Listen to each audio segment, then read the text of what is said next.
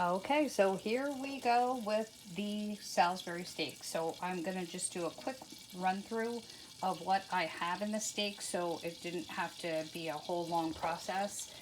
I've already cooked a few onions and took them out of the pan, and I added some more butter and some more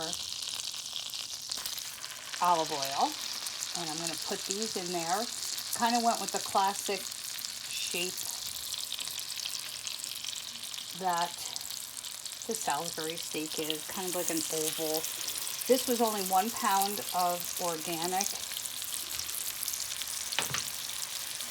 85% lean. I'm trying to do this. I need to get a GoPro, guys. I just can't swing it yet. So this was Members Mark organic ground beef. Got soap suds on there because I already threw it in the sink. So what I'm going to do is brown these on each side just a minute or so, and then I'm going to move them to the plate with the onions, and they can stay on the side while I create the gravy, which is going to be made with beef broth, some better than bouillon. I just left the breadcrumbs out to show you what kind of breadcrumbs I had in the meat. Of course, some Worcestershire and a little bit of cream cherry. So this is what is in the patties. There is a small amount of chopped onion. I didn't want to overdo the onion because we're going to put some onion in the gravy. There is, I know this sounds strange, kind of like the guisetto, how you had the allspice in there, but there is sage and poultry seasoning in here and a little bit of salt and pepper. There's also 2 grated cloves of garlic in there. I just minced it really, really small, and a little bit of fresh onion. And that's it on the spices. And then there is some Dijon mustard and some Worcestershire. So that's all that's in these patties. And like I said, I'm just going to brown them. I'm going to turn this up a little bit. Brown them on each side, and then I'm going to pull them out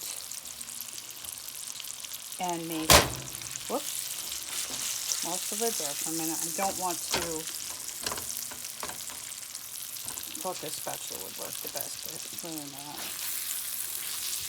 Okay, I'm going to get some brown bits, but that's okay. We're going to have Sherry to pull them off, and we're going to make a roux, so turn them up a little bit.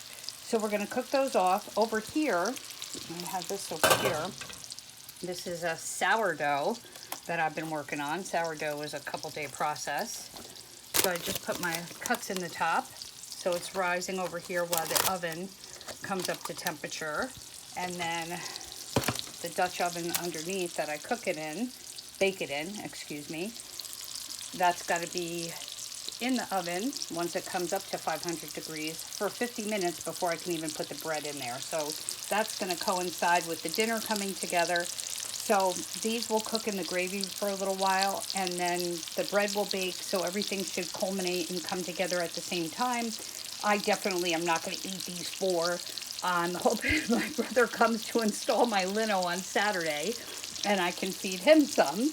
And like I said, I have some leftover mashed potatoes. I don't know how to cook for one person, so there's always tons of leftovers, which I don't think it bothers anybody to be given any of my leftovers. So, okay. So let's see. Yeah, I think we're doing better with that higher temperature. This was the perfect size when I molded them, that it was going to be able to flip them, but not so much now when I'm trying to do this. I don't like that they're falling apart. Oh, so the breadcrumbs are in there, which I love these breadcrumbs. They're super plain. They're just like a cracker crumb. And there is nothing in there, just the crumb. There is nothing in it. And then, like I said, a couple of dashes of the Worcestershire and 1 egg. So the broth, the sherry, and the better, I have to use chicken bouillon just for a little bit of flavor. I'm out of the beef, so I have to get that. I'm going to turn this up a little bit more. I'm going to let them brown another minute, pull them out, and then I am going to make the gravy. And we'll see how that comes out. And we'll put it all together, and then I will let it thicken up a little bit, show you guys how that works, and then I will probably just put up a picture of the finished product. My potatoes are still in the fridge cold, but they're great. I just made smashed potatoes. I did Yukon Golds with organic half and half, Kelly Gold butter, of course, and organic sour cream. So they come out really good. All right, so I'm just going to pull these out. Yes, they're definitely not cooked through. We know that, which that's fine. And now I'm going to take everything that's in this pan, and I am going to make a gravy. And then we're going to put those back in. I'm just going to take some of this flour here. And I'm going to turn this down because I don't want the flour to scorch. I'm just going to put a little bit in there. Maybe like a tablespoon and a half. It's just organic bread flour. I could have used a different flour, but that'll be fine. And I'm just going to mix that in with the butter and the oil that we have here and those round bits. And as soon as I pull that sherry in there, before I pull in the broth, that'll pull all that brown off the bottom too. And that's where you're going to get all your flavor. Everybody, I believe, knows that those brown bits, that fawn, is what you want in your anything. That's all flavor. So some of it is already coming off, but that's where all your flavor is going to come from. So that's going to give us a little bit of thickness, that little bit of flour. Now, if I get the sherry open, here we go. Get that in there. And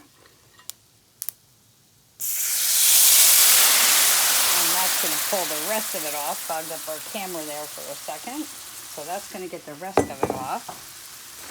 And now we're going to be really, really thick. Okay, I'm going to pull that off the heat for a second while I open. Grab that and get that in there. Kind of hard to do this with one hand, guys. This is why I said I really need the GoPro. So you could use, if you wanted, cheesecloth and strain this out. Oh, I'm up to temperature. So as soon as my guys are back in there, I'll get my pan in there and get it hot for 15 minutes so I can bake my bread. So that can go with this. So these little lumps and stuff, if you don't like that, it's just little pieces of meat, and it will have a little bit of a lumpiness to it, but it will cook off while your meat is cooking the rest of the way. So I'm going to pour in a bunch more gravy, or a bunch more broth to the gravy. Excuse me.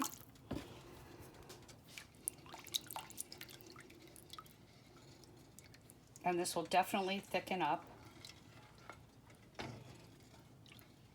And all those little bits and stuff will remain there. Like I said, if you wanted to strain them, you could, but I'm not going to strain them. I'm just going to leave them. And I'm going to add that bouillon if I need to. I may not need to. And then a couple dashes of the Worcestershire. And then sticking these guys back in. Put them back in there to cook the rest of the way. I'll check them a few times. I can always add more of the broth. We're going to add the onions in and the juice from the onions from the plate. And then I'm going to turn it up to like probably medium low and let it go the rest of the way. And then the onions from the plate. Get those all in there.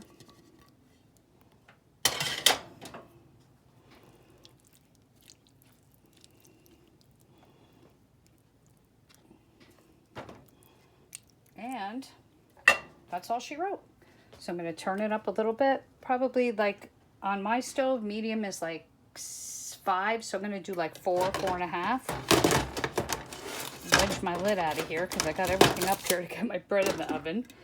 And so I'm just going to let that go for probably about 30 minutes. I'll flip it in about 15 in the midst of switching my bread around. And that's going to be my Salisbury steak. So I'll let you see how it looks in the end. All right, guys, have a great night. I hope you make something delicious.